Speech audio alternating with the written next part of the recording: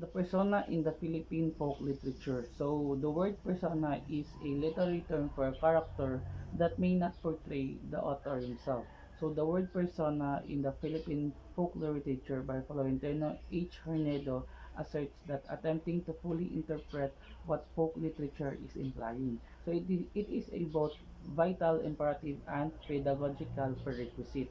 So the author uses historical evidences to show how the stratification of the Philippine society along the lines of the power and wealth culminated in the wide range of social preferences and as a consequences of social perspective.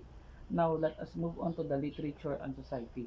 So in 1940, Salvador Lopez literature and society has become increasingly clearer that literature does not only have a vital connections with the society by being its progeny, mirror, and moral end, but also when the society is stratified by economic inequality or segmented by cultural differences.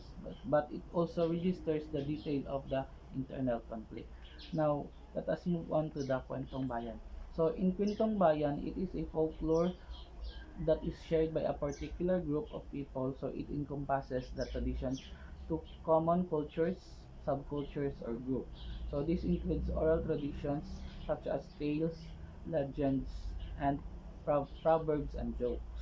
So under the Kwentong Bayan, we have the alamat or the legends. So in alamat, it is a Filipino word for legends and folktale. So the Philippines is rich with the mythical tales that are unique to each region of the country. So the examples of these are Alamat ng Pinya, Saging, Bawang at marami pang iba. So in the Alamat story, we can get a moral lesson of it. Then we the last one is the acts of God. So in the acts of gods, the Filipino folk basic ontology is that the universe is made up of two types of realities, which is the visible and the invisible.